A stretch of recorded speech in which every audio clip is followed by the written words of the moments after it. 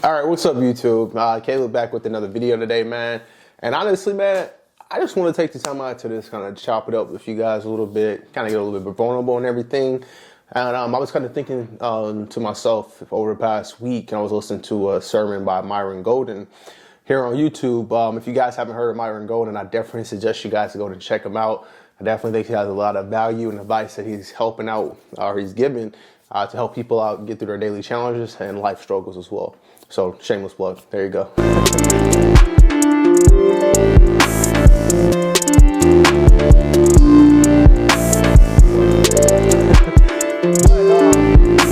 Short, man, we was listening to it. He was talking about self-sabotage and why do people tend to self-sabotage themselves, especially once they're getting to a certain point in life and where they ultimately wanted to be at or close to hitting goal, you know?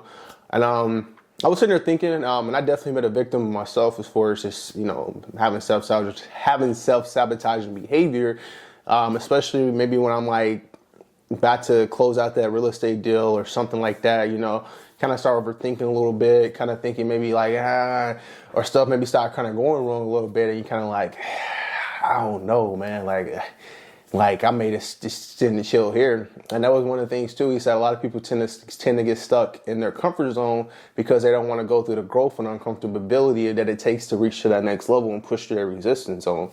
So I'll start off here, man. He said, you have to first, you know, realize who it is that you want it to become, and do the things that it's going to take to have necessarily to have what you want to have. So I guess just kind of giving a scenario for my real estate business. If I want to become the best closer in the world, that means I have to consistently be on the phone and make sure I'm doing my cold calls and doing my follow-ups and talking to sellers on a daily, and more importantly, making offers. Without those things, I can't be a closer. I can't sit on the couch all day and watch TV and not talk to anybody and think I'm gonna become the best closer in the world. So it's not gonna work, right? So I have to first become intentional as far as being said person who can close, you know, multi-million-dollar real estate deals. And in that process, I have to wake up and every day and intentionally do said things that's going to go ahead and put me on the path to be able to become a person that can one day close multi-million-dollar deals or to be the best closer in the country, you know? So I was thinking about that earlier this week, and I'm just like, yeah, that makes complete sense, you know? You have to first be intentional about who it is that you truly want to become, and then do set actionable steps that's going to put you in a place to become that person. And then, like I said, at the end of the day, man, I think one thing that kind of stops everybody is kind of the unknown, what's on the other side, or things kind of start getting a little tricky. For instance, when the real estate deal, this previous situation that we just had with the seller, here we are, we got the deal signed, got a buyer for it. I was looking new right now, so it's ready to close. About 2 weeks away from closing, seller saying he doesn't want to sell no more. Oh snap, we already got this assigned, we got to make money off of this, like, you don't want to sell no more. Like, I could have easily said, fuck, like, man, like, all right, I'm not, all right, just forget it, like, he don't want to sell no more. But instead, what I did is actually got on the phone and had a conversation with him. And I was a little nervous myself, because I'm just like, well, what happened? You know, this and that. Like, I thought it was already, you know. So, long story short, hopped on the phone with the seller, was able to have a conversation with him to kind of put him at ease as far as some of the concerns his wife was having about the move and everything. And we still were able to go ahead and save that deal. But if I wasn't intentional about as far as, okay, let me hop on the phone and see like what's going on with them and serve it, I could have easily just blew that off and like, nah, all right, you don't want to sell, all right, cool, we just go ahead and back up the contract and cancel everything.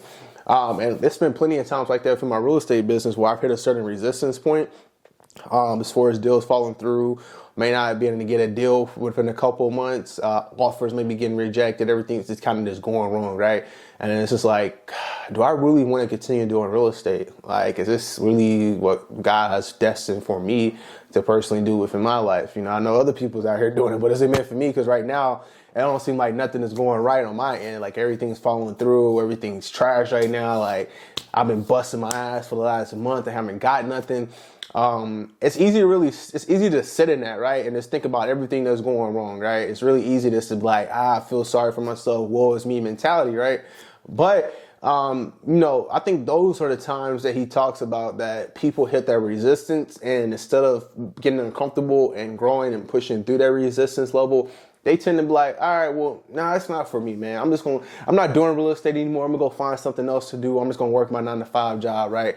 I'm not gonna do it. But I'm noticing that I thought, after closing my first 5 real estate deals, that things would change for me. No, it got harder. And, this is one of those things. And once you close one deal, you got to go back and close another one. Like, it's just a rinse and repeat type of system.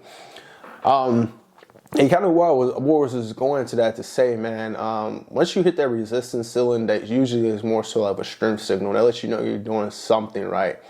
And then I always say, if you're able to forge the fire, then it's always a great result and then at the end of the outcome.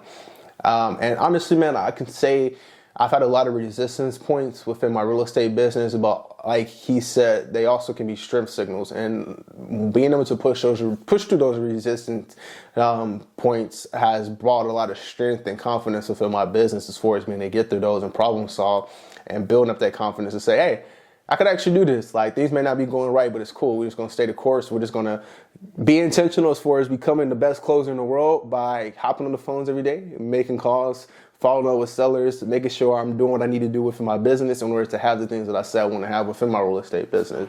So I kind of just want to wrap it. I don't want to be too long-winded on here and everything, man, but I just kind of just thinking to myself, so I thought I'd go ahead and share the message about it. And I just say whatever it is that you wanted to do in life, whatever it is that you have intentions, or whether you want to go be the greatest scientist, be the greatest gymnastics, be the greatest real estate closer, basketball player, whatever it is, I just say, first, become intentional about who it is that you want to be, and then figure out what things or what work do you need to do in order to become that person that can have said things. And then over time, you'll slowly start to see certain things that you're wanting to have show up. But without being intentional as far as doing those things that beginning and as far as becoming that person and doing the work, and you can't have nothing. You can't, if you don't sow nothing, you can't reap anything. If I don't plant a seed or put the work in to grow that seed, then it's not going to grow, period. So I just say, if you're going through a rough patch, or maybe hitting the resistance ceiling, or maybe kind of just going through, it seems like things are not lining up, nothing's following through. It's like, everything is just going wrong in my life right now. Usually those are the times that build character and grow us to become the person that we need to become in order to get what we want to be. So I say, instead of looking at it, everything is going wrong, just looking at what can I learn from this situation? How can I grow through this situation? How can I become better throughout this situation? And most importantly, do not fucking quit. Once you fucking quit, it's all over. Then you fucking lose.